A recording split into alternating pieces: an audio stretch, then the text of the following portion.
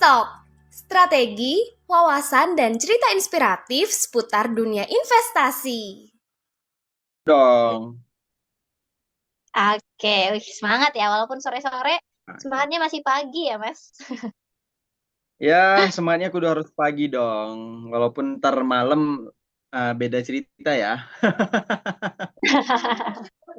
Oke, Benar. Mas. Saya juga jadi gak sabar nih buat belajar. Mungkin bisa langsung saja, Mas Rizky. Oke. Wes, udah ditampilin ternyata. Thank you, thank you, thank you. Oke, oke. Sip. Ini yang next kan udah ada eh, orangnya ya. Jadi saya tinggal jalan aja ya. Ya, sip. Oke, perkenalan dulu karena tak kenal maka tak sayang. Ini kita masih di halaman pertama ya. Di di headernya dulu aja. Balik dulu, balik dulu. Nah, sip. Oke, selamat sore menjelang maghrib. Menjelang asar udah asar sih kayaknya. Nah, menjelang asar teman-teman semuanya, teman-teman dari SEEDS, selamat sore sekali lagi. Perkenalkan saya Rizky dari MNC Sekuritas. Saya di sini sebagai Channel Development and Partnership. Tugas utamanya itu lebih tepatnya sebagai edukator atau trainer buat ke nasabah sekalian atau ke masyarakat umum masyarakat pada umumnya, dan juga untuk menghandle beberapa mitra-mitra dan channel-channel kita. Salah satunya yaitu mitra kita adalah SEEDS. Nah, di sini saya mau bagiin ilmu juga. Dasar sebenarnya, tapi sering banget dilupain sama kebanyakan orang, yaitu terkait cara atur duit gitu. Nah, tapi sering banget nih sebenarnya tiap kali saya approach teman-teman atau orang yang dan membahas terkait cara atur duit gitu atau financial planning, selalu celetukannya adalah kalau duitnya dikit yang mau diatur apa Mas Rizky gitu. Nah, justru sebenarnya teman-teman, makin dikit duitnya, makin gampang sebenarnya ngaturnya. Karena makin banyak duitnya, makin bingung kita cara ngaturnya itu gimana gitu. Nggak usah ngatur deh, cara spendingnya aja kadang kita bingung gitu. Kalau kita dikasih duit 1 triliun atau sebesar anggaran APBN Indonesia gitu. Pasti kita bingung gitu, cara spendingnya itu bagaimana gitu. Nah, apalagi jadi kita bisa mulai itu dari uang yang kita punya sekarang ini. Justru makin dikit makin bagus gitu. Oke, sip. Boleh di next dulu. Nah, di sini kita bakalan bahas mengenai kenapa perencanaan keuangan itu penting sih gitu. Dan di financial planning itu tuh ternyata ada rules-nya gitu. Dan ada 5 pilar gitu.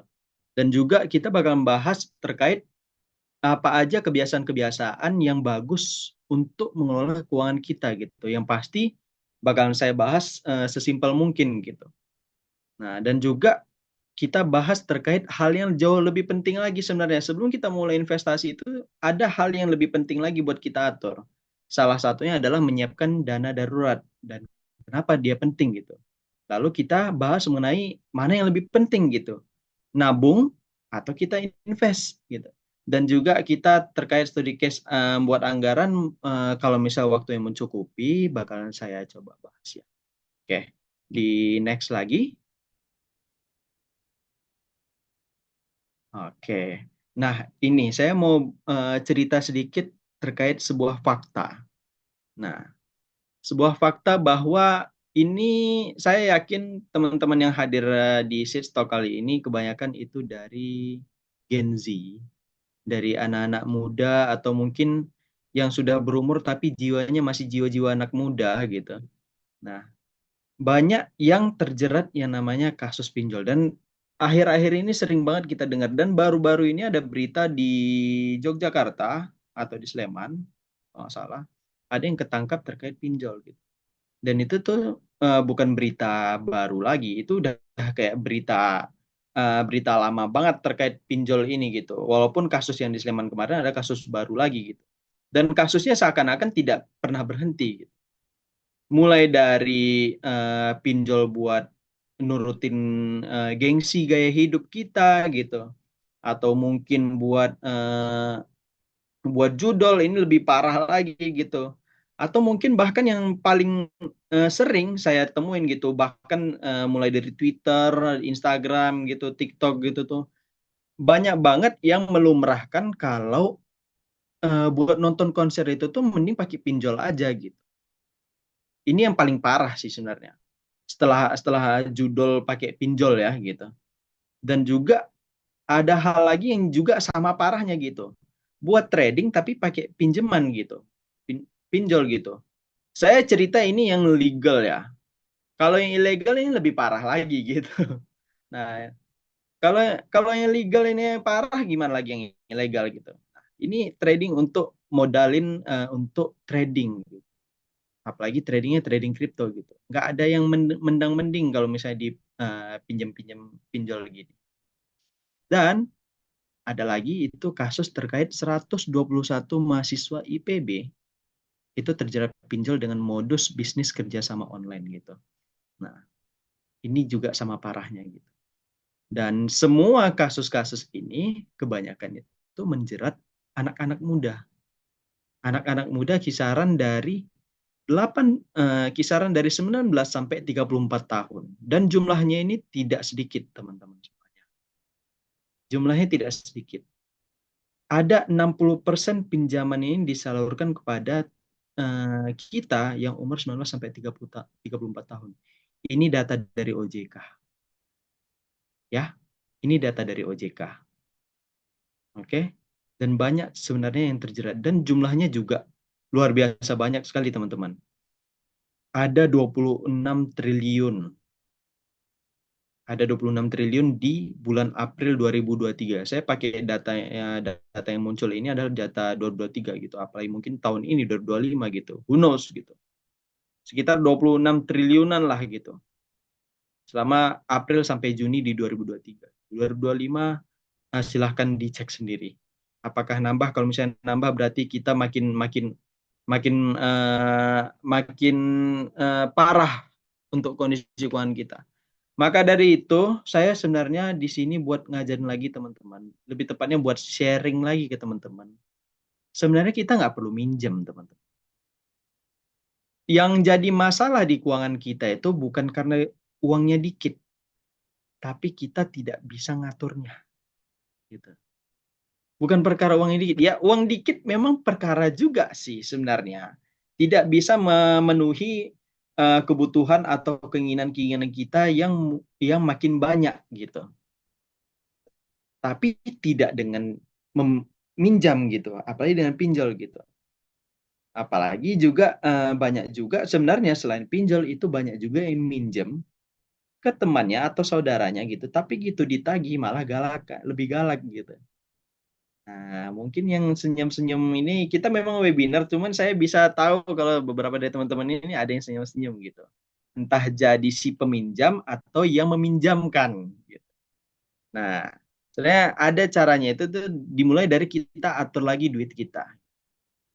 Bukan perkara duitnya dikit ya, duit dikit memang jadi perkara, tapi bukan jadi nomor satu.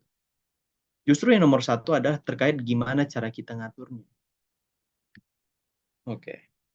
Nah, menurut kalau misalnya teman-teman pernah baca buku Rich Dad Poor Dad, itu tuh ada saya mengutip salah satu quotes itu adalah lebih banyak uang tidak akan menyelesaikan masalah. Kalau masalahnya adalah di pengelolaan arus kas. Di buku itu benar. Karena banyak case di kita, bukan cuma netizen dalam negeri kita. Sebenarnya kalau saya lihat di luar negeri juga sama aja gitu. Kita manusia ini sama aja gitu. Kita ngincer sesuatu yang cepat gitu. Padahal di dasarnya itu masih berantakan gitu. Di dalamnya kita itu masih berantakan gitu. Tapi mindset kita adalah mindset gimana cari duit, cara nambahin duit secara cepat gitu. kita bisa mulai dari cara kita ngatur duit kita dulu, teman-teman. Atau istilahnya itu adalah cash flow management. Nah, kita mulai dari dasar dulu. Kita atur dulu duit kita, kita tahu pemasukan kita berapa, kita ngeluarin duit ini buat apa aja gitu. Karena sering banget kita itu bertanya-tanya, ini duit kemana aja kok tiba-tiba habis gitu. Apalagi ini contoh ini tanggal 6. Ini masih di awal bulan banget, teman-teman. Teman-teman baru yang udah bekerja mungkin baru dapat duit gitu. eh Mungkin saya nggak perlu tanya ya ke teman-teman ya. Mungkin ada beberapa dari teman-teman yang hadir di sini, ada berapa orang di sini? Ada berapa? 82 orang ya ada di sini. Mungkin ada yang tanggal segini sudah mulai habis duitnya gitu. Atau bahkan lebih parahnya lagi udah habis aja gitu. Tapi masih bertanya, kok tiba-tiba udah habis aja ya duit duit gue ya gitu. Nah, mungkin problemnya bukan mungkin lagi, memang problemnya adalah di bagian cash flow management. Nah, kalau kita tahu duit kita keluarnya kemana aja, buat apa aja, kita nggak akan mungkin punya pertanyaan, kok duit gue tiba-tiba udah habis, masih tanggal segini ya gitu. Karena kita tahu keluar masuknya itu kemana aja gitu, gitu. Dan dipakai buat apa aja. Nah, setelah kita ngatur cash flow, kita nabung gitu. Karena kita tahu duit keluar masuknya ada apa aja, kita jadi tahu yang perlu di take down pengeluaran-pengeluaran apa aja yang nggak penting gitu kan. Bisa mulai nabung, bisa mulai ke insurance gitu. Kalau misalnya kita perlu untuk uh, protection gitu. Nah, asuransi ya bisa bukan cuma asuransi diri aja, tapi bisa asuransi kendaraan teman-teman atau aset teman-teman terserah gitu. Kalau misalnya butuh gitu. Dan sebenarnya itu makin kemari, makin kita bertambah umur, itu justru asuransi itu tuh butuh teman-teman. Tapi ingat, saya di sini nggak jualan asuransi dan nggak jualan apapun sebenarnya. Saya cuma mau share ilmu aja untuk di pertemuan pertama kita kali ini gitu. Dan ada nabung dana darurat atau emergency fund, menyiapkan dana darurat. Dana darurat di sini nih bukan dana yang sifatnya itu tuh kalau misalnya kayak ada 88 nanti atau 99 gitu dan menganggap itu hal yang darurat itu salah gitu. Nah, nanti saya jelaskan lebih lanjut terkait dana darurat ini nih apa gitu. Dan baru kita bisa atur untuk investasi dari duit yang kita punya. Intinya dari semua anak tangga ini itu bukan disisakan tapi teman. Intinya dari ngatur duit atau financial planning bukan menyisakan, tapi menyisihkan. Oke? Dibedain dulu antara menyisihkan dengan mensisakan gitu. Jadi bukan kayak udah kita atur duit kita terus kita letak buat ditabung, di insurance, di dana darurat, terus sisanya diinvestasi, bukan seperti itu. Tapi kita sisihkan ke tabungan berapa, ke dana darurat berapa, buat trading berapa, buat jalan-jalan berapa. Gitu. Oke, jadi bukan sisain ya. Nah, boleh dilanjut dulu?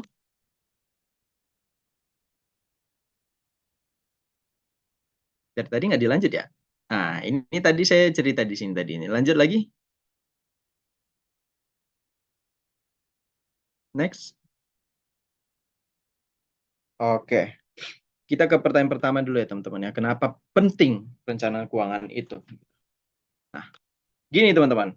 Bayangin keuangan kita itu kayak perjalanan teman-teman. Kondisi keuangan kita itu kayak perjalanan. Jadi financial planning ini itu lebih kayak peta untuk membantu teman-teman buat menuju tujuan keuangan kita tanpa tersesat. Gitu. Jadi bisa kita mulai dari langkah-langkah kecil, misalnya dari ngatur anggaran bulanan atau cash flow kita tadi. Nah, perencanaan keuangan ini itu proses untuk mencapai tujuan hidup kita semuanya dari memanage keuangan kita secara terintegrasi dan terencana. Oke? Dan tujuan hidup kita itu termasuk kayak misalnya kayak kita mau beli rumah, atau kita mau nabung buat pendidikan anak nantinya, atau untuk merencanakan pensiun nantinya gitu. Atau mungkin dari hal-hal dekat gitu kayak memenuhi keinginan kita gitu, misalnya jalan-jalan ke luar negeri gitu. Nah, kalau mau langsung nentuin tujuan hidup, langsung tentuin aja kayak beli rumah, menikah gitu, atau nabung buat pendidikan anak, buat nyiapin pensiun gitu. Nah, jadi kita perlu petanya. Petanya itu adalah perencanaan keuangan. Dan alatnya adalah cara ngatur anggaran bulanan kita terlebih dahulu gitu, atau cash flow kita.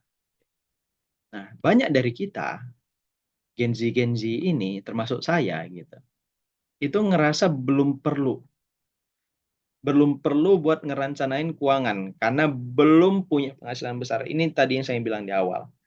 Banyak yang nganggap kalau nggak perlu lah mas ngerancanain keuangan, ngapain sih duit cuman segini doang gitu yang mau diatur apaan gitu. Padahal sebenarnya kebiasaan buat merencanakan keuangan ini bisa dimulai dari sekarang teman. Dan ini adalah perencanaan keuangan ini lebih ke kayak habit sebenarnya. Nah, habit supaya perjalanan keuangan kita ini lancar. Oke, jadi itulah kenapa perencanaan keuangan itu penting. Karena walaupun duit kita terbatas, pendapatan kita terbatas, kita tetap butuh yang namanya pengelolaan keuangan yang baik, gitu. Supaya itu menjadi habit nantinya. Next. Nah, ngomong-ngomong soal financial planning juga, ada stepnya teman-teman. Ada tahapannya gitu. Ibaratnya kayak ada levelnya gitu. Itu namanya piramida financial planning gitu. Mungkin teman-teman yang pernah ikut kelas financial planning, ini piramida udah nggak asing lagi gitu. Nah, piramida financial planning ini buat nggambarin tahapan dalam perencanaan keuangan dari dasar hingga tujuan akhir kita. Piramida ini juga sejalan sama siklus kehidupan kita. Oke? Sejalan dengan siklus kehidupan kita, lebih tepatnya kehidupan finansial kita. Gitu. Mulai dari mungkin baru punya penghasilan gitu sampai nantinya sudah pensiun. Gitu. Nah, kita mulai dari pondasi dulu. Buat teman-teman yang baru punya penghasilan atau mungkin udah beberapa tahun bekerja, itu di level pondasi keuangan. Termasuk saya juga di tahapan mengokohkan pondasi keuangan saya gitu. Dan ini bakalan terus berlanjut gitu. Yang pertama harus kita lakukan adalah kita memastikan cash flow kita positif. Cash flow kita positif, dana darurat kita tersedia, dan hutang kita juga teratur. Bukan hutang nggak ada ya. Kedepannya itu mungkin kita bakal ngutang, tapi yang perlu diperhatikan adalah kita ngutangnya itu tuh teratur. Bukan ke pinjol, ya pinjol oke lah, tapi gini ya teman-teman ya. Minjem, pinjol gitu, kredit gitu tuh. Sah-sah aja. Tapi yang jadi problem di case yang saya sampaikan sebelumnya adalah itu yang macet-macet, teman-teman. Nah, kebanyakan adalah mau minjem, bisa minjem, tapi nggak bisa balikin. Gitu. Makanya saya bilang di sini adalah hutangnya itu teratur. Nah, tapi harus dijaga supaya tetap positif untuk cash flow kita. Karena cash flow yang negatif itu gara-gara hutang kita atau pengeluaran kita lebih banyak daripada yang bisa kita hasilkan gitu. Apalagi hutang-hutang ini adalah hutang-hutang yang non produktif gitu. Oke. Nah, terkait positif cash flow ini pondasi buat memastikan kita punya kebiasaan keuangan yang bagus, surplus secara keuangan kita gitu. Dan punya dana darurat buat ngadapin situasi-situasi darurat dan juga utang yang teratur dan terkendali gitu. Apa tujuannya dari pondasi keuangan ini? Itu buat menjaga stabilitas keuangan kita untuk menghindari krisis-krisis mendadak. Nah, salah satunya adalah kita misalnya itu kita kenapa-kenapa di jalan gitu, amit-amit gitu ya. Nah, karena kita nggak punya dana darurat tadi, nah akhirnya kita minjem kan, kita minjem. Nah, kita akhirnya minjem, entah minjem ke teman, minjem ke pinjol, atau minjem ke apa gitu. Atau mungkin tiba-tiba kita amit-amit di PHK. Kita udah nggak punya penghasilan lagi gitu. Dan malahan minjem gitu. Dengan anggapan kalau kita bisa lunasinnya nanti gitu. Tanpa kita ngelihat cash flow kita bisa nggak sih itu buat melunasin hutang ini nanti gitu. Ya dipikir aja gitu. Kita pendapatan nggak ada, kondisi misalnya yang PHK tadi, pendapatan nggak ada, tapi kita mengutang gitu, mau dibayar pakai apa gitu. Nah, sebenarnya terkait financial planning ini adalah logika-logika simpel aja sebenarnya. Nah, lalu setelah fondasi keuangan kita bagus, kita ke manajemen risiko gitu. Oh, sorry, fondasi keuangan ini termasuk juga dalam manajemen risiko gitu. Nah, manajemen risiko ini juga ngelibatin kayak perlindungan untuk hal-hal nggak terduga gitu. Bisa sakit berat atau kecelakaan gitu. Tujuannya adalah supaya kita tuh nggak minjem gitu, gitu. Yang akhirnya berdampak pada hutang kita itu nggak terkendali. Kita nggak bisa bayar hutang gitu. Atau misalnya teman-teman ada yang pakai credit card gitu, outstandingnya itu tuh melebihi daripada pendapatan teman-teman sendiri gitu. Akhirnya apa? Bayarnya itu minimum payment gitu. Tapi bunganya tetap tetap lanjut gitu. Ya sama aja bohong gitu. Nah, jadi pastikan minjem silahkan, berhutang boleh, nggak ada yang larang. Itu juga duit duit teman-teman sendiri, tapi harus terkendali dan teratur. Yang pertama dipastikan adalah sanggup bayar dan hutangnya itu tidak melebihi pendapatan kita. Nah, setelah pondasi kita kokoh, kita bisa aim untuk tujuan keuangan kita. Nah, tujuan keuangan kita bisa rumah atau pendidikan anak atau menikah gitu atau mungkin pendidikan kita sendiri untuk S2 atau S3 gitu. Oke? Nah, tapi dilakukan setelah pondasi kita ini terbentuk dan terkelola. Oke? Bukan terpenuhi ya. Karena pondasi keuangan ini bakal tetap terus harus tetap ada gitu sampai bahkan sampai kita udah pensiun nanti gitu. Oke? Nah, tujuan keuangan kita ini nih bisa dicapai dengan macam-macam caranya. Salah satunya adalah dengan cara kita investasi. Nah, investasi di aset apa aja gitu banyak. Di kita sendiri ada banyak aset yang bisa kita invest gitu. Di pasar modal, di saham, obligasi reksadana atau invest di emas gitu. Baru setelah kita tercapai tujuan keuangan kita tadi, kita sudah bisa menyiapkan untuk pensiun, teman-teman. Nah, kalau sudah tercapai atau sudah mulai tercapai, kita bisa untuk menyiapkan salah satu dari tujuan keuangan kita selanjutnya adalah pensiun. Tuh. Mulai dari untuk mendapatkan penghasilan secara pasif. Tuh. Salah satunya dengan cara kita invest di obligasi. Atau kita investasi di aset-aset yang produktif gitu. Nah, supaya apa? Supaya kita punya yang namanya legacy. Nah, kita bisa mewariskan kekayaan kita ke anak cucu kita. Atau mungkin kalau misalnya teman-teman memilih untuk tidak mewariskan materi apa-apa ke anak cucu nanti, bisa dihibahkan. Yang mana jadi kebaikan juga untuk kita semuanya. Gitu. Dan halayak ramai lainnya. Ini piramida financial planning. Fungsinya di sini adalah, bukan fungsinya. Dalam perjalanan untuk mencapai puncak dari piramida financial planning ini tidak dilakukan selesai satu lanjut ke selanjutnya, tidak teman. Justru semuanya bisa kita lakukan sedikit demi sedikit. Semuanya tergantung apa? Tergantung dari fondasi kita. Oke? Nah, Jadi pemikirannya itu nggak seperti ini. Oh, berarti kita harus nyiapin dana darurat dulu baru kita bisa invest di saham gitu. Enggak juga gitu. Bisa sambil jalan gitu.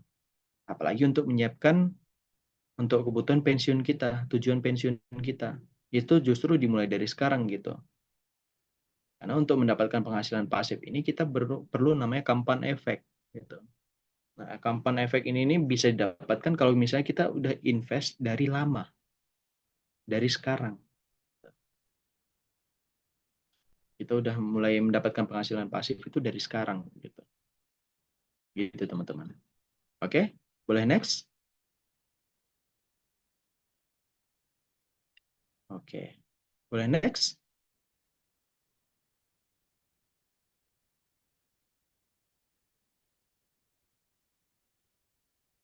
Oke, sip.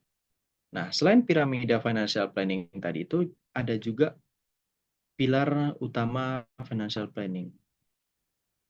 Nah, pilar-pilar ini buat sebagai guiding lines kita juga gitu. Selain piramida tadi itu ada juga 5 pilar gitu yang harus ada di perencanaan keuangan kita. Gitu. Pilar yang paling utama adalah terkait budgeting atau kita ngatur anggaran. Karena ini pilar yang paling utama, teman-teman. Kalau ini pilar budgeting tidak ada, pilar saving, emergency fund, investing, dan debt managing itu tuh tidak akan pernah ada. Yang pertama dibangun adalah pilar budgeting atau ngatur anggaran kita. Kita alokasikan pemasukan kita ini untuk kebutuhan, tabungan, dan juga jangan lupa untuk keinginan kita. Karena gini teman-teman, kita nggak boleh strict banget dalam kita ngatur finansial kita. Bagaimanapun, kita nggak boleh strict banget. Gitu. Kita yang namanya manusia ini juga butuh yang namanya untuk istilahnya adalah kayak healing gitu atau buat apa self reward gitu. Jadi jangan terlalu strict banget sama budget kita, gitu. Sama kita ngatur budget gitu. Walaupun memang dari financial planning ini memang secara textbooknya adalah nggak bisa ini banget di bagian self reward kita atau di bagian keinginan kita gitu. Tapi kalau dari saya adalah yang penting kita teratur, yang penting adalah kebutuhan kita udah terpenuhi dulu. Tidaknya sandang pangan papan kita itu udah terpenuhi. Oke. 4 sebenarnya, sandang pangan papan pendidikan. Gitu. Karena investasi yang paling penting dari semuanya adalah investasi layar ke atas, teman-teman. Mau investasi di keuangan itu ya penting gitu. Penting untuk ke depannya kita, kondisi keuangan kita ke depannya gitu. Tapi investasi layar ke atas itu tuh sebenarnya jauh lebih penting lagi. Dan teman-teman saat ini juga salah satu sedang melakukan investasi untuk layar ke atas. Nah, yaitu investasi ilmu. Karena kalau tanpa ilmu ya kita nggak bisa ngatur juga budget kita gimana gitu ya kan. Nah, lalu setelah kita udah tahu budget kita udah atur kayak anggaran kita bagaimana gitu. Baru kita akhirnya ketahuan nih, oh berarti duit buat pengeluaran-pengeluaran ini nggak penting gitu. Terlalu banyak self reward gitu. Mungkin bisa dicukupkan aja gitu. Bisa kita atur untuk saving. Bisa kita atur buat nabung gitu. Sisihkan setidaknya itu tuh minimal nih ya, minimal 20% daripada pemasukan kita. Nah, ini kayak rule of thumbs aja gitu, nggak ada yang pakem banget gitu. Karena kembali lagi kita nggak boleh strict banget sama budget kita. Sorry, budgeting kita. Ini rule of thumb aja, itu setidaknya kalau saya gitu dan kebanyakan uh, planner lainnya itu tuh nyisihkan itu tuh menyarankan untuk sisihkan minimal 20% dari pemasukan kita untuk di saving. Nah, setelah udah kita punya saving, kita sambilan juga untuk emergency fund atau dana darurat yang kita siapkan setidaknya itu tuh sama, ini masih rule of thumb, itu setara 3-6 bulan pengeluaran rutin kita. Ingat ya, pengeluaran rutin kita, 3-6 bulan pengeluaran rutin kita. Nah, jadi bukan pemasukan kita, tapi pengeluaran rutin. Pengeluaran rutin tadi itu ya kebutuhan-kebutuhan kita tadi gitu. Nah, jadi setidaknya 3-6 bulan gitu. Lalu kita bisa atur juga untuk kita berinvestasi. Mulai yang kecil-kecil dulu aja sesuai budget kita berapa. Kita atur budget kita untuk investasi berapa gitu ya. Kita kita atur untuk investasi gitu. Jadi nggak disisihkan di sini teman-teman, karena kita udah tahu budget kita berapa dan kita bisa sisihkan untuk di pilar-pilar ini. Pilar-pilar saving, emergency fund, dan investing gitu.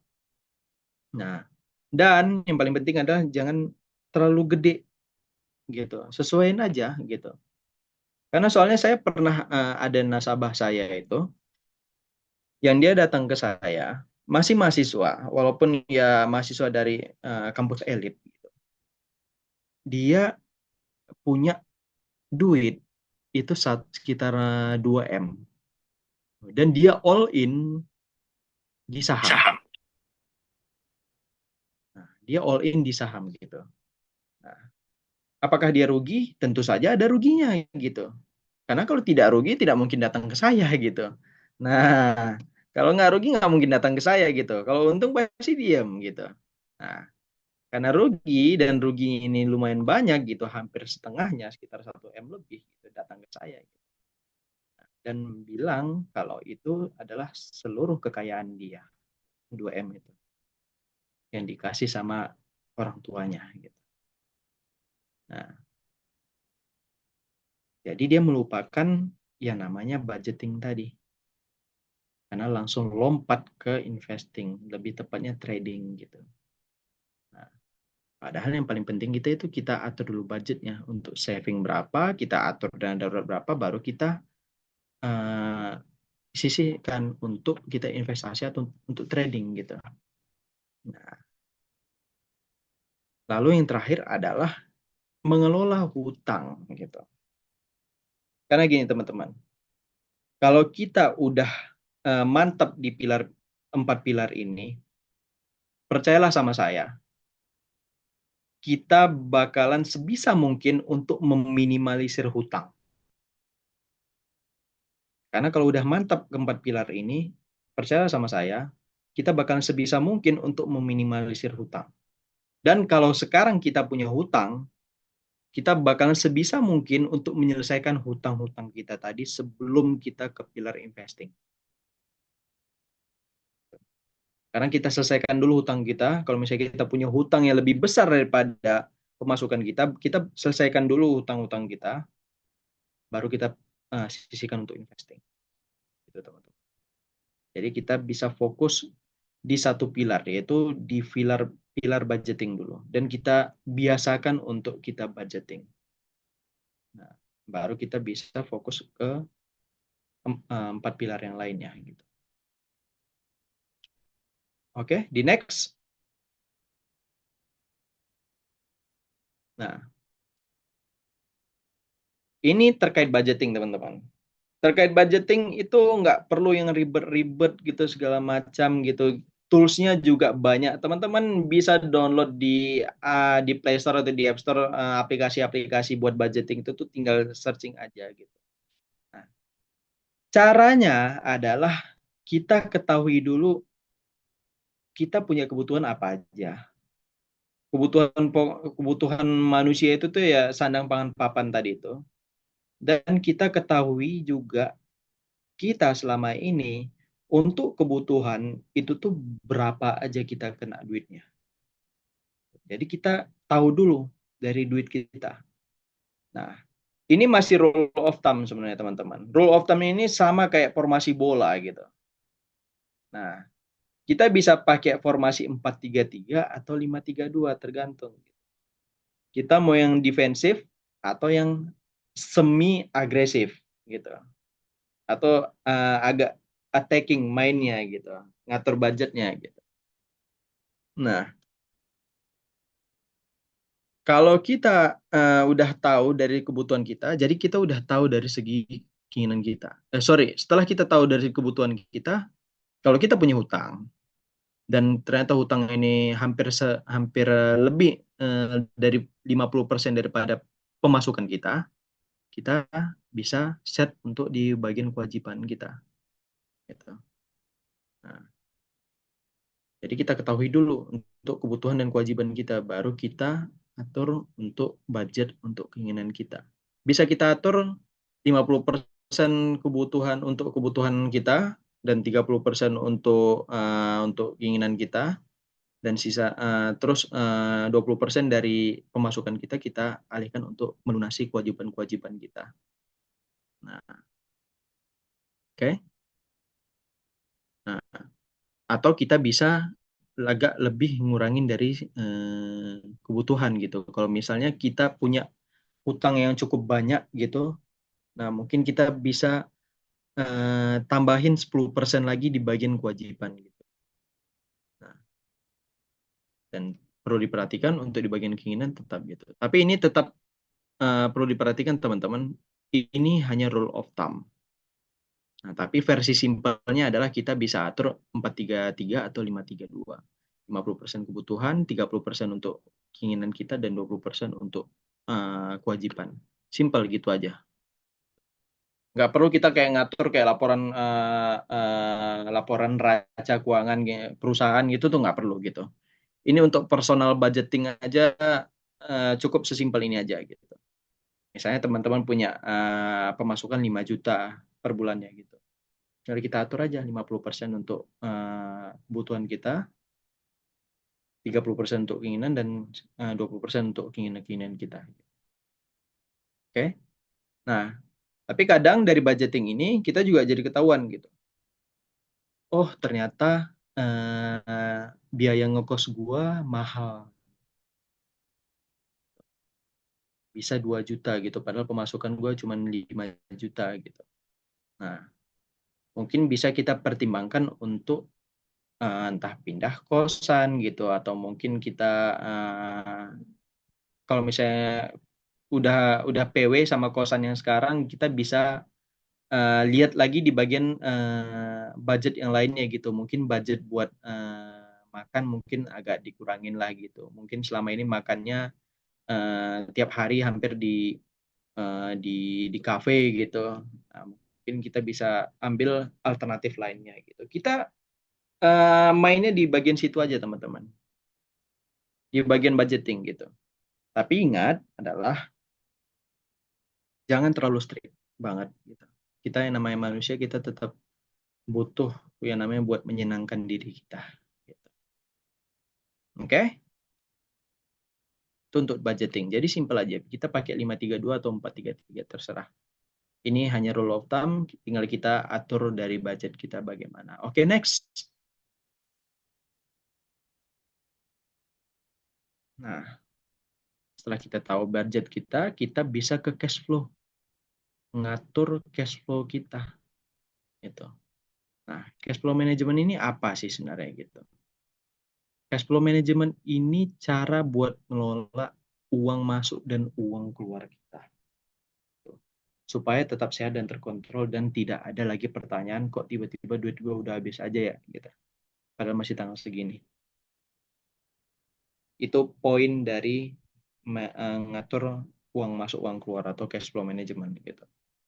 Ini langkah awal juga setelah budgeting gitu. Dan dilakukan selama budgeting gitu. Tujuannya supaya mencegah yang namanya pemborosan itu tadi, buat ngecegah hal-hal sebenarnya yang nggak perlu kita keluarin gitu, tapi tanpa kita sadari itu tuh keluar terus teman-teman. Tahu nggak contohnya, salah satunya apa? Kopi. Yes, kopi. Saya juga ngopi, saya bahkan setiap hari itu ngopi gitu. Karena kalau nggak ngopi, saya nggak bakalan bisa kayak fokus buat kerja, nggak bakalan bisa kayak fokus buat ngedukasi teman-teman semuanya gitu, dan mungkin saya bakalan lemes banget gitu. pembawaannya gitu. Tapi saya perlu atur kopi saya ini supaya nggak yang aneh-aneh banget gitu. Aneh-aneh itu di mana ya Mas Rizky? Aneh-aneh dari harganya. Tapi mungkin dari teman-teman banyak yang berpikir, aduh Mas Rizky, gue nggak cocok kalau misalnya kopi-kopi Starling gitu. Saya nggak kopi Starling. Kopi Starling cuman kayak misalnya kadang-kadang aja gitu. Kenapa? Karena kebanyakan gulanya sebenarnya kopi Starling gitu. Nah, tapi kadang kopi-kopi kayak kopi jago gitu atau kopi sejuta jiwa gitu tuh. Itu banyak gulanya gitu. Nah, problem dari kopi ini apa gitu? Dia murah, teman-teman. Murah gitu. Kayak paling cuman berapa? 8.000 gitu, cuman ceban gitu. Nah, tapi itu setiap hari. Ya kan? Setiap hari ya. Nah, itu hampir setiap hari kita keluarin 8.000 sampai 10.000 atau mungkin sampai 15.000 gitu. Kalau misalnya kita kayak FM mungkin 16.000 gitu. Nah, tapi ini setiap hari gitu. Setiap hari kita keluarkan. Nah, kalikan aja kita ambil kopi yang di FM deh 16.000. 16.000 kali 30 hari. Silahkan dihitung. Besar ya. Nah, apalagi buat teman-teman yang juga ngerokok gitu. Jujur saya ngopi dan juga ngerokok. Nah, tapi tinggal saya atur lagi di rokoknya apa gitu. Tapi jangan yang ilegal-ilegal lah gitu. Atau mungkin kita bisa ngurangin dari rokok kita gitu. Mungkin yang awalnya sehari 2 sampai 3 bungkus mungkin bisa diatur jadi sehari sebungkus. Susah memang, tapi ingat teman-teman, hal-hal yang kecil-kecil seperti itu justru yang jadi beban di cash flow kita. Gitu. Hal-hal kecil kayak kopi dan rokok tadi itu justru yang jadi beban di cash flow kita. Gitu. Yang akhirnya apa? Kita nggak bisa memenuhi atau bukan atau lebih tepatnya adalah makin lama waktu yang dibutuhkan untuk memenuhi tujuan keuangan kita. Gitu. Jadi kalau mungkin kalau dari saya sendiri untuk kopi itu saya mungkin beli yang kopi-kopi udah kopi-kopi giling kopi-kopi yang beli di pasar gitu ntar saya seduh sendiri gitu di kantor itu lebih lebih ramah di cost gitu dan ramah di cash flow saya juga gitu timbang saya tiap hari ke FM gitu atau mungkin ke Lawson gitu atau mungkin ke Indomaret gitu atau mungkin ke Jago gitu hal-hal kecil duit-duit pengeluaran-pengeluaran kecil itu tuh justru yang bikin bengkak budget kita oke nah jadi silahkan diatur untuk cash flow kita terlebih dahulu gitu next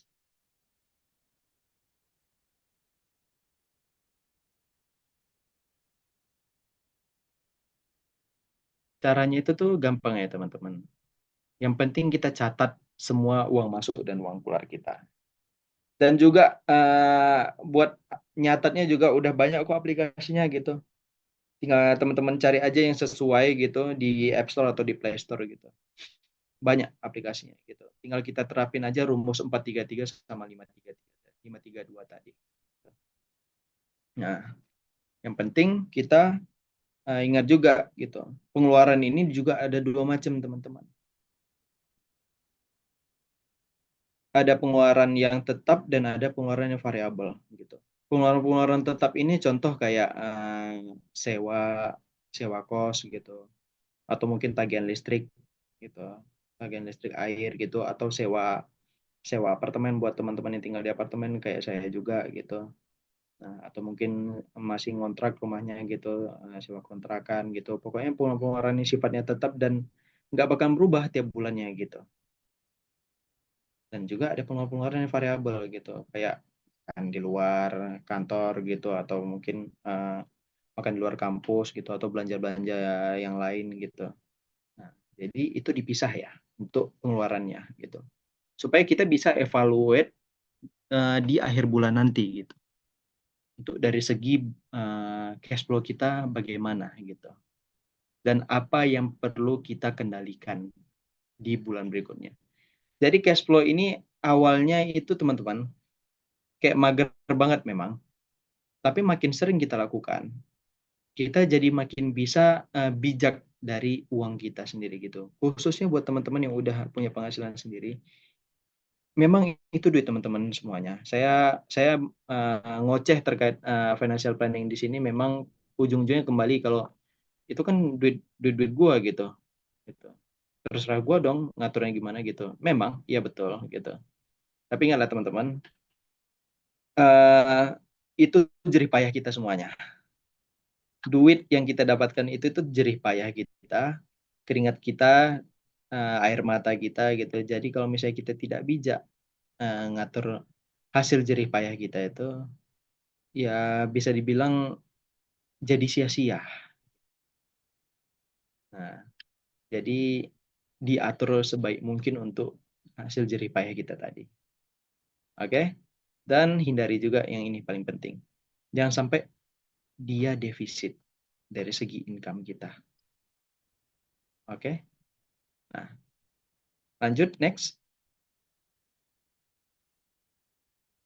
Ini tadi, saya mau ngomong terkait dana darurat. Ngomong-ngomong dana darurat itu bukan dananya yang darurat, teman-teman. Dana darurat ini uang cadangan yang disimpan khusus buat ngadapin situasi yang sifatnya tidak terduga, darurat, dan tidak kita duga-duga, yang sifatnya lebih ke kayak tiba-tiba, mendadak gitu. Hal-hal yang darurat lah gitu. Apakah 99 atau 88 darurat? Enggak, teman-teman. 88 kita lewat masih ada 99. Tapi kan barangnya udah nggak ada lagi gitu. Masih ada substitusinya atau mungkin ke depannya masih ada yang lebih bagus lagi. Nah, oke. Itu dana darurat gitu. Ya, kayak misalnya tiba-tiba handphone kita kecemplung di kamar mandi gitu, tapi handphonenya belum ada IP68-nya gitu, masih belum tahan air gitu. Atau mungkin handphone kita jatuh dari motor atau jatuh dari jatuh jatuh lah gitu, hancur gitu. Padahal itu handphone buat kebutuhan kerja gitu. Itu situasi-situasi darurat yang perlu kita siapkan juga dana daruratnya. Tujuannya apa? Yang paling penting itu adalah buat kita supaya nggak ngutang, teman-teman. Gitu. Supaya kita nggak ngutang untuk hal-hal darurat seperti ini gitu. Jadi kita udah well prepared gitu. Dan yang kedua adalah supaya kita itu nggak panik gitu. Kita tuh nggak panik dan kita tuh tetap tenang gitu. Oh, handphone jatuh, ya udah gitu. Nah, yang penting data-data di dalamnya nggak hilang aja gitu. Nah, tinggal kita yang concern ya adalah data-data yang dalamnya aja gitu. Terkait duitnya kita udah tenang gitu. Setidaknya kita lebih tenang lah. Gitu. Dan juga buat ngelindungin tabungan dan investasi kita. Bayangkan teman-teman kalau misalnya teman-teman ngadapin situasi darurat tadi, dan teman-teman cuma punya duit di invest dan juga duit yang ditabungan gitu tanpa dana darurat gitu. Kalau misalnya kita withdraw atau kita cairin investasi kita gitu, padahal belum tercapai tujuan investasi kita kan jadinya kan rugi di kita gitu. Nah, tapi lain cerita kalau kita udah punya dana darurat kan, gitu. Nah, dana darurat ini itu juga harus bijak nempatinnya teman-teman. Dana darurat ini disimpan di cash, di aset yang sifatnya liquid, ya, gampang dicairin dan cepat dicairin. Contohnya salah satunya apa? Cash atau rekening terpisah. Tapi problem dari rekening terpisah ini adalah apa? Biaya, biaya bulanan, biaya admin bulanan kepotong. Misalnya kayak BCA 15.000 kepotong gitu. Apalagi yang gold gitu sampai 17.000 gitu. Tiap bulannya kepotong. Nah, jadi bisa kita simpan di rekening yang nggak kenain biaya admin, tapi Rekening-rekening nggak punya biaya admin ini kadang terbatas, ya, terbatas ya sering ya, kayak cuman sampai 10 juta gitu atau mungkin sampai 5 juta gitu. Nah, kita bisa pakai opsi di deposito gitu. Tapi deposito problemnya adalah kita itu nggak bisa dicairin secara cepat gitu. Nah, kenapa? Kalau misalnya kita cairin sebelum jatuh temponya, kita kena yang namanya penalti. Keluar duit lagi, berkurang duit dana darurat kita. Nah, saya bisa rekomendasiin ke reksadana dana darurat. Ini kurang lebih sama kayak kita letakin dana darurat kita ke deposito, tapi bisa kita cairin kapan aja. Bisa kita cairin kapan aja. Dan kita nggak kena penalti, itu yang paling penting. Karena di reksadana pasar uang ini, komponen isinya itu reksadana pasar uang itu tuh reksadana yang eh, isinya mostly itu adalah deposito-deposito bank yang jatuh temponya itu kurang daripada setahun. Nah, dari segi pergerakannya juga memang kecil, kayak cuma 0, sekian gitu per harinya gitu. Tapi yang paling penting dari reksadana pasar uang ini adalah kita buat nyimpan dana darurat dan aset kita itu atau duit dana darurat kita itu tuh nggak berkurang gitu. Nah, teman-teman boleh cek di Motion Trade, itu di aplikasi Motion Trade kita ada kok reksadana pasar uang gitu. Dan ada juga namanya fitur auto invest gitu tuh. Buat ngebantu teman-teman nginvestasiin dana darurat teman-teman itu secara otomatis setiap bulannya gitu ke reksadana pasar uang gitu. Boleh dicek di aplikasi Motion Trade. Ini hanya sekedar saran saya aja gitu.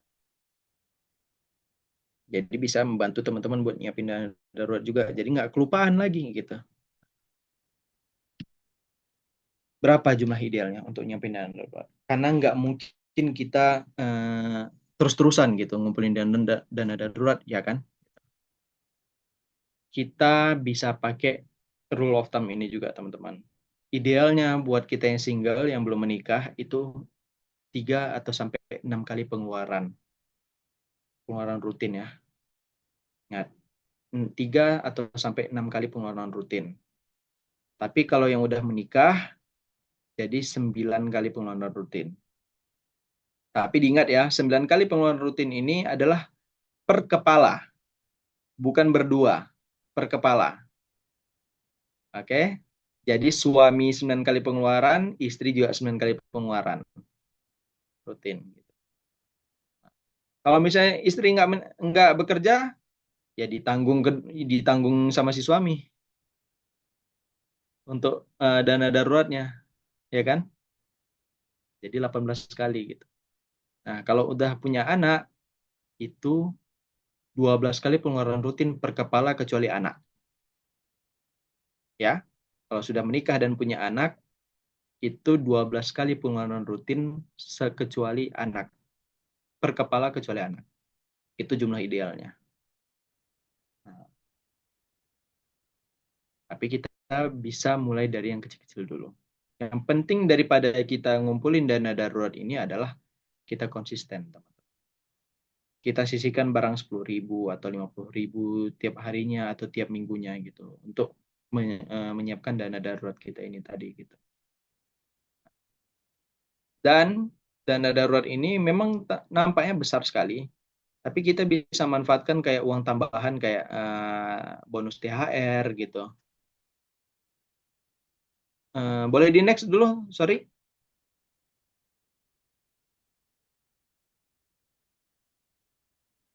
Boleh di next. Nah, dana darurat ini boleh kita memang nampak besar gitu.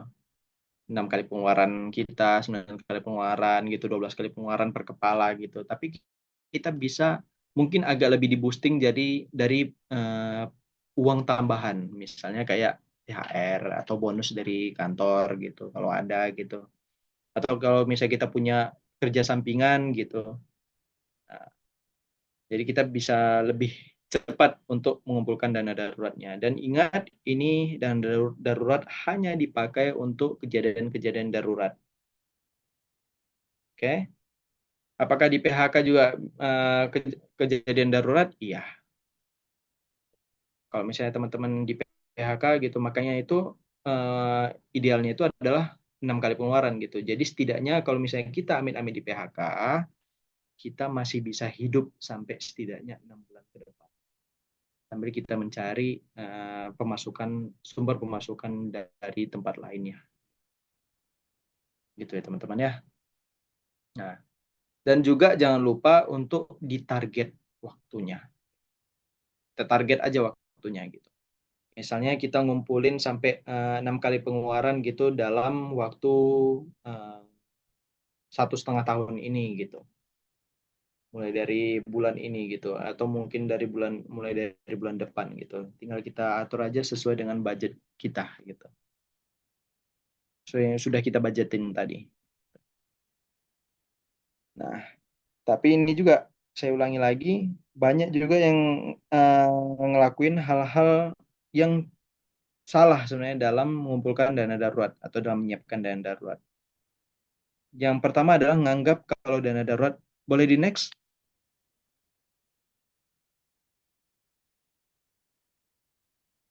Nah, banyak nganggap kalau dana darurat itu tuh nggak penting karena jarang ada kejadian darurat. Ini nggak boleh banget teman-teman. Ingat ya, kesalahan yang paling sering saya temukan dalam dana darurat adalah menganggap kalau dana darurat itu nggak penting karena jarang ada kejadian darurat. Gitu. Bukannya buat nakutin ya teman-teman ya, tapi kita hidup ini banyak hal-hal yang di luar nalar gitu. Banyak hal-hal yang nggak terduga gitu. Banyak hal-hal yang di luar nurul gitu. Gitu. Atau mungkin nalarnya di luar gitu. Nah, tiba-tiba ada hal-hal aneh aja yang terjadi sama kita atau tiba-tiba ada kejadian unik aja yang terjadi sama kita. Gitu. Nah, mulai dari kejadian unik kayak tiba-tiba kita sakit gitu, nggak ada yang bantu rawatin gitu, terus duitnya nggak ada gitu. Apakah pernah di situasi seperti itu? Nah, tiba-tiba sakit, nggak ada duit buat berobat gitu. Nah, akhirnya minjem gitu. Apakah pernah di situasi seperti itu? Saya yakin pasti ada yang pernah gitu. Atau mungkin tiba-tiba jatuh di jalan gitu. Ada yang pernah di situasi seperti itu gitu. Memang nampaknya jarang, tapi itu di luar daripada prediksi kita. Tapi kan bisa dihindari Mas, misalnya kayak kecelakaan gitu atau handphone jatuh gitu ya dijaga-jaga aja gitu. Itu tadi saya balik lagi ke awal. Kadang ada aja hal-hal yang di luar nurul teman-teman gitu. Sebagus-bagus apapun kita kayak ngejaga ngejaga keadaan kita di jalan gitu atau menjaga barang kita kayak handphone gitu. Kalau lagi apes, kita bisa ngomong apa teman-teman gitu. Apalagi teman-teman yang angker anak kereta, amit-amit dicopet gitu. Nah, kalau nggak ada kalau misalnya nganggap jarang kejadian darurat, masalahnya ini adalah kejadian yang sifatnya kita tidak bisa ketahui kapan terjadinya teman-teman gitu. Nah, yang kedua adalah nyampurin dana darurat dengan tabungan, apalagi dengan anggaran kebutuhan harian atau uang panas. Dicampur inilah tadi pentingnya budgeting teman-teman. Supaya apa? Supaya kita nggak nyampurin duit dana darurat dengan tabungan, nyampurin dana darurat dan tabungan dengan uang buat bayar cicilan gitu. Nah, inilah pentingnya tadi budgeting supaya kita nggak nyampur-nyampurin gitu.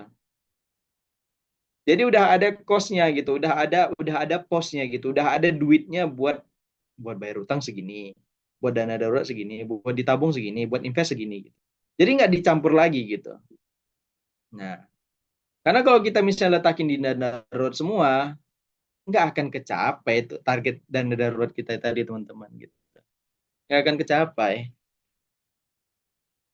Apalagi kalau misalnya karena kita misal kondisinya ada punya utang gitu atau punya cicilan gitu. Karena dicampur tadi duitnya gitu. Jadi jangan dicampur. Lalu menggunakan dana darurat untuk belanja impulsif dan liburan. Nah, karena dipikir, waduh banyak nih dana darurat nih, pakai dikit nggak apa-apa lah gitu, ya kan? Nah, buat teman-teman mungkin eh, kadang ngelihat kalau misalnya udah ngumpulin dana darurat tuh kayak udah gede, udah banyak gitu ya, udah hampir kena target gitu tuh, kadang berpikir, waduh, pakai dikit nggak apa-apa kali ya gitu. Nah, ini yang nggak boleh teman-teman. Ini yang perlu kita hindari gitu.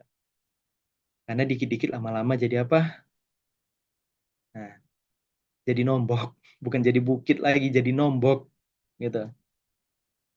Nah, jadi jangan sampai kepake buat hal-hal lain kecuali hal-hal darurat kalau dana darurat ini. Ya, oke. Oke, baru kita bisa ke investasi. Nah,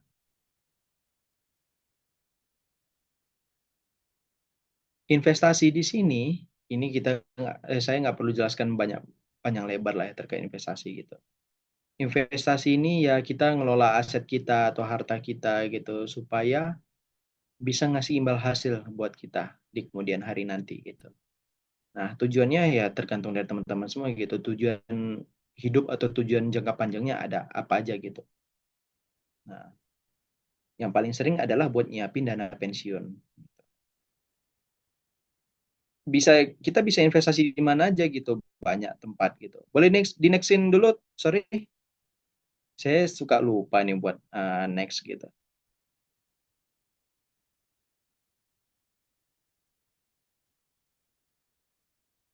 Oke.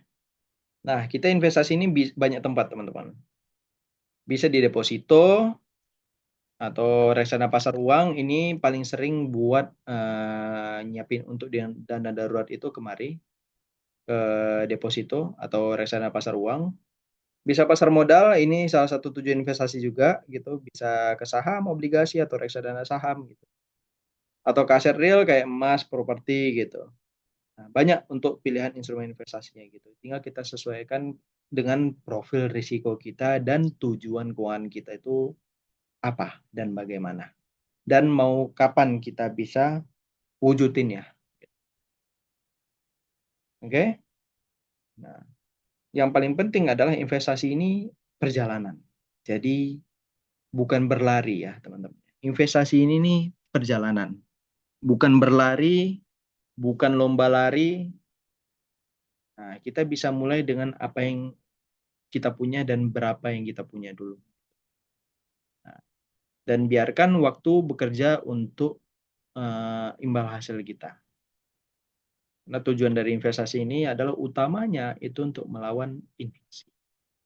Supaya kita di kedepannya itu tuh aset yang kita punya sekarang masih tetap terjaga dan bertumbuh di kemudian harinya. Nah, next.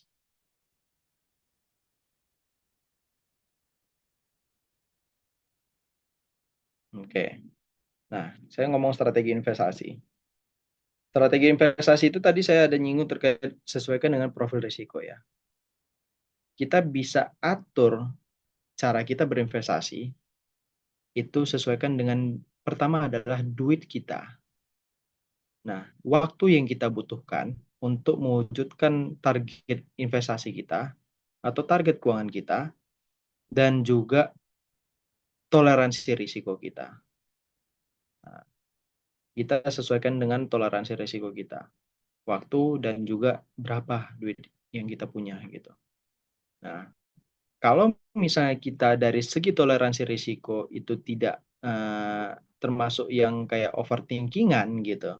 Saya pakai istilah overthinking deh. Overthinking kalau misalnya minus 5% atau minus 3% gitu per hari.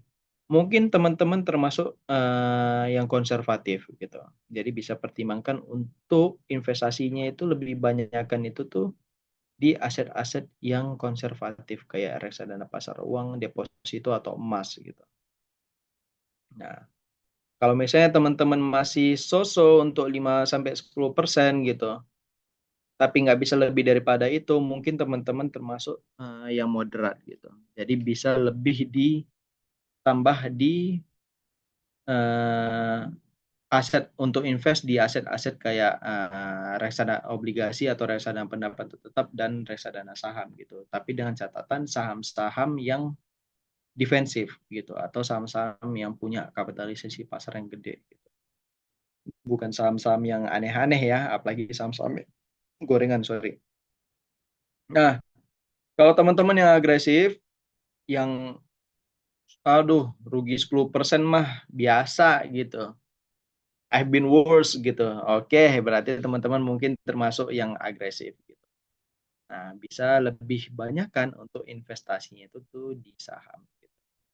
Nah, jadi ini bisa kita atur-atur untuk berapa persentasenya gitu. Tergantung dari profil risiko kita. Profil risiko untuk menilainya itu bagaimana gitu. Teman-teman yang hadir di sini barangkali udah buka akun Motion Trade, itu ada pertanyaan terkait profil risiko, betul ya? Nah, pertanyaan-pertanyaannya itu meliputi kalau misalnya rugi sekian persen, pertimbangan teman-teman apa? Dan tingkat pemahaman teman-teman terhadap instrumen-instrumen investasi bagaimana gitu. Dan selama ini investasi itu di aset seperti apa, ya kan? Nah, jadi teman-teman bisa cek untuk profil risiko teman-teman, atau mungkin boleh dijawab untuk pertanyaan-pertanyaan kayak misalnya kalau misalnya rugi 5% bagaimana, rugi 10% bagaimana, dan rugi 50% bagaimana. Itu juga dengan untung. Kalau misalnya untung 5% bagaimana, untung 10% bagaimana, 50% bagaimana gitu, dalam sebulan. Dan juga tingkat pemahaman teman-teman terhadap instrumen-instrumen investasi. Tuh. Yang paling penting adalah kita tidak meletakkan duit kita untuk investasi itu di satu instrumen aja, teman-teman. Ingat ya, jangan semua diletak di saham, atau semua diletak di emas, atau semua diletak di obligasi gitu. Tapi inilah saya bikin persentasenya supaya kita itu bisa atur, tidak cuma kita letak di saham, tapi juga di aset-aset lainnya kayak obligasi atau reksadana pasar uang gitu. Supaya kita melakukan yang namanya diversifikasi aset. Tujuannya supaya risiko kita itu teratur. Gampangnya begini, kalau misalnya sahamnya rugi, setidaknya aset-aset lain ini masih bisa menghasilkan keuntungan gitu. Jadi kita secara portofolio, secara aset kita, secara keseluruhan itu nggak yang rugi-rugi banget gitu. Itu untuk strategi investasi. Nah, next.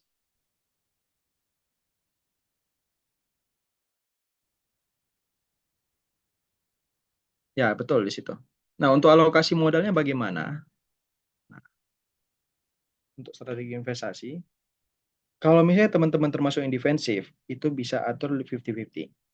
50% pada saham-saham yang sifatnya blue chip atau punya kapitalisasi pasar yang gede, dan 50% di aset-aset yang berpendapatan tetap kayak obligasi gitu.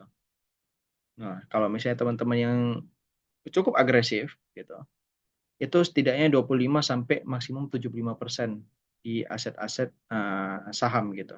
Jadi 25% di aset-aset yang pendapatan tetap, dan 75% pada aset-aset yang saham gitu.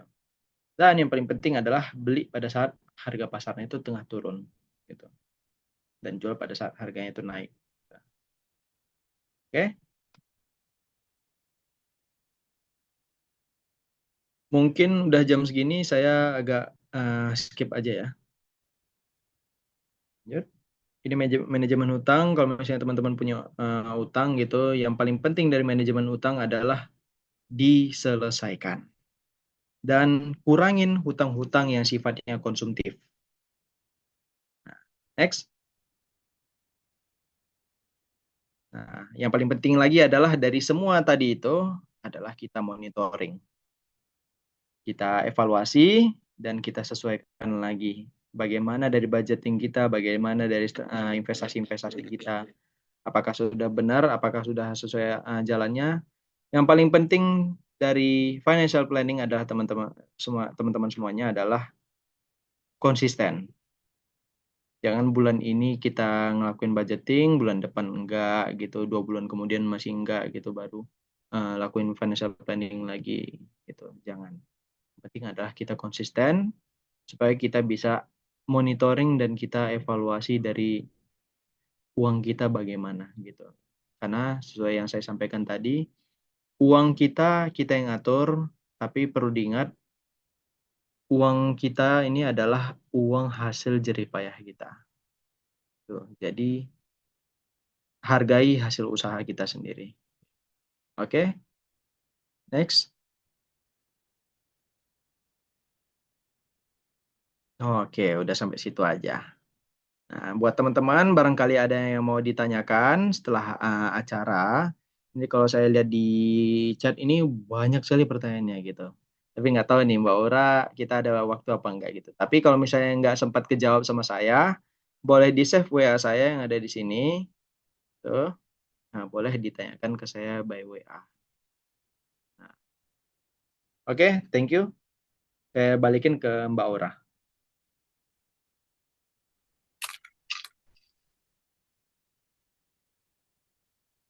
Oke, thank you Mas Rizky dan teman-teman semua. Di sini kita belajar banyak banget ya, dimulai dari fondasi dan kebiasaan juga yang konsisten buat kita mencapai tujuan finansial kita. Mas Rizky, melihat waktunya sedikit lagi nih, tapi kita sempatkan dulu ya untuk menjawab pertanyaan dari teman-teman. Kebetulan ini saya dapat pertanyaan dari Nabila Ayu ya. Nabila Ayu mungkin bisa on mic dan bisa kita kasih kesempatan untuk open discussion langsung sama narasumber. Silakan Nabila. Ini ya Mas Sebelumnya Rizky. terima kasih atas kesempatannya. Halo Kak Rizky, perkenalkan aku Nabila dari Universitas Negeri Surabaya. Nah, menanggapi apa yang telah Kak Rizky sampaikan tadi mengenai maraknya kasus pinjol di kalangan anak muda yang bahkan digunakan untuk hal konsumtif seperti beli tiket konser, trading, dan lain sebagainya. Saya justru melihat ini tuh bukan sekedar masalah literasi keuangan, Kak, tetapi juga lemahnya pondasi perencanaan keuangan sejak dini. Padahal tadi yang sudah Kak Rizky sampaikan, bahwa 5 pilar keuangan itu harusnya menjadi dasar atau pondasi. Nah, yang ingin saya tanyakan, dalam kondisi inflasi dan daya beli yang terus menurun, menurut Kak Rizky, bagaimana strategi konkret agar kita sebagai generasi muda itu bisa membangun 5 pilar ini secara bertahap dan realistis, terutama saat penghasilan masih sangat-sangat terbatas, Kak. Dan menurut Kak Rizky sendiri, pilar mana yang paling sering diabaikan oleh anak muda dan apa penyebabnya? Terima kasih, Kak. Oke, thank you Nabila Ayu. Ini saya jawab ya. Ora ya. Ya Mas, langsung dijawab saja. Betul sekali. Saya panggilnya Mbak Nabila ya. Sebenarnya bukan masalah di literasi keuangan. Kalau merujuk data OJK, sebenarnya udah banyak banget melakukan literasi keuangan, bahkan inklusi keuangan. Banyak sekali. Tapi impact-nya ini kadang kurang gitu. Saya nggak tahu problem di OJK-nya atau problem di kita sebagai lembaga keuangan gitu. Mungkin kurang mengedukasi gitu. Tapi betul nih Mbak Nabila. Bukan masalah di edukasinya, tapi dari penerapannya gitu. Hal konkretnya gitu. Uang terbatas gitu. Masalahnya di mana gitu. Oke, masalah pertama di uang terbatas gitu. Tapi itu bukan masalah utama. Yang saya sampaikan tadi adalah masalah utamanya itu bukan di uangnya banyak atau enggak gitu. Itu bukan masalah utama Mbak Nabila. Tapi masalah utamanya adalah di bagian konsisten, disiplin. Konsisten untuk ngatur budget kita, konsisten untuk ngatur cash flow kita gitu. Nah, kalau pertanyaan terkait dari 5 pilar tadi itu yang paling sering diabaikan apa gitu? Justru di pilar paling utama, Mbak Nabila, pilar budgeting. Nah, itu pilar yang paling sering diabaikan. Kok bisa terabaikan? Karena itu tadi kita nggak konsisten dan tidak disiplin terhadap keuangan kita. Karena memang awal-awalnya gini Mbak Nabila. Awal-awalnya memang untuk kita nggak bikin budgeting dan kita nyatat uang keluar masuk itu awalnya ribet kayak aduh apa-apa kudu dicatat gitu segala macam. Tapi setahu saya ada beberapa aplikasi yang kayak udah ngeling dengan kita keluarnya berapa gitu. Bahkan setahu saya di aplikasi kayak misalnya kayak di Brimo gitu tuh, masuk uang keluar masuknya itu tuh kecatat gitu otomatis gitu. Nah, gitu. Jadi kayak sebenarnya udah banyak tools yang ngebantu kita, tergantung dari kembali lagi ke kitanya sendiri, khususnya anak-anak muda ini, konsisten atau tidak gitu. Nah, terhadap rencana keuangannya gitu. Nah, jadi bukan penghasilannya yang terbatas jadi masalah gitu. Dan juga apalagi terkait literasi keuangan. Literasi keuangan udah banyak banget gitu. Dan sebenarnya selain daripada webinar ini, teman-teman bisa dapatkan literasi terkait keuangan di mana aja. Instagram, TikTok, Facebook, semuanya, Twitter bahkan gitu. Di Seeds. Nah, di sekarang kita ini banyak sumbernya gitu.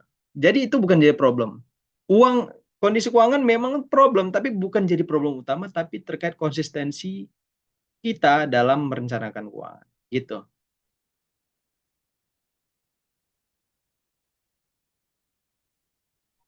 Oke, Mas Rizky, thank you banget untuk jawabannya. Nah, Nabila semoga terjawab ya untuk pertanyaannya. Karena tadi sudah dijelaskan sedetail mungkin sama Mas Rizky. Terima kasih mungkin Mas Rizky untuk waktunya hari ini, mengingat waktunya sudah habis dan kita sudah ada di penghujung acara. Tapi sebelum kita tutup, mohon izin saya minta waktunya untuk sesi foto bersama terlebih dahulu. Oke, baik. Teman-teman yang bisa on cam, silakan on cam. Kalau misalnya kondusif, tapi kalau misalnya tidak bisa, nggak apa-apa. Nah, silakan on cam yang kondusif. Kita tunggu teman-temannya yang lainnya ya.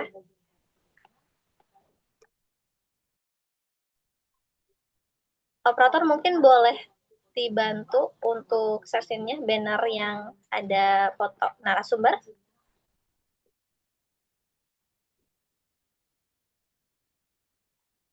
Oke, baik.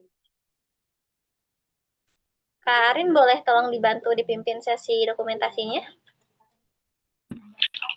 Oke, teman-teman udah ready semua belum nih?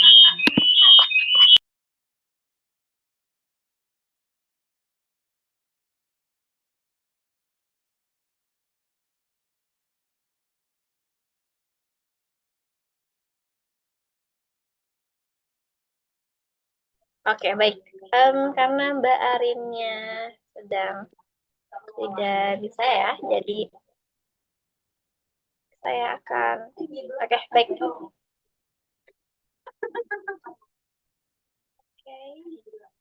Oke, slide pertama ya, teman-teman. 3, 2, 1. Slide berikutnya.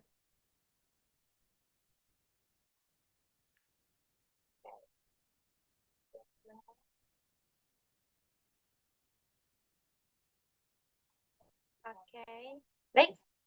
Sudah semuanya. Terima kasih banyak teman-teman untuk partisipasinya dan special thanks juga buat Mas Rizky yang udah ngeluangin waktunya berbagi pengetahuan bersama kita di sini. Ada beberapa poin penting ya teman-teman yang tadi sebenarnya belum kita nggak bisa kita dapatkan dimanapun. Tapi atas kerendahan hati Mas Rizky nih, Mas Rizky berbagi kepada kita semua insightful sekali ya sesi hari ini.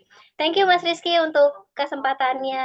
Dan kalau misalnya Mas Rizky ada agenda lain ataupun ada kesibukan lain, nggak usah ragu untuk ninggalin terus. Thank you Mas Rizky. Oke, thank you Aura. Saya izin live ya. Siap Mas, terima kasih banyak ya. Oke, thank you teman-teman SID semuanya yang hadir di SID Talk kita hari ini. Thank you banget kalau misalnya saya ada kekurangan dalam penyampaian gitu atau mungkin banyak dari pertanyaan teman-teman yang masih belum kejawab, feel free untuk di WA ke saya. Dan juga kalau misalnya ada selama saya nyampein materi masih banyak yang salah atau mungkin penyampaian saya kurang tepat gitu, mohon kiranya untuk dilakukan supaya jadi evaluasi saya ke depannya. Oke, sekali lagi thank you Mbak Aura dan juga teman-teman SID semuanya dan para peserta yang hadir di SID Talk kali ini. Thank you. Teman-teman, saya rasa sudah cukup untuk webinar hari ini. Terima kasih banyak kepada semuanya untuk partisipasinya. Dan semoga ilmu yang kita dapatkan hari ini bermanfaat dan tentunya bisa kita implementasikan. Jangan Jangan berhenti untuk belajar ya teman-teman. Pantengin terus campaign-campaign kita di sosial media Instagram kita pastinya. See you soon teman-teman. Thank you. Seeds, investing together.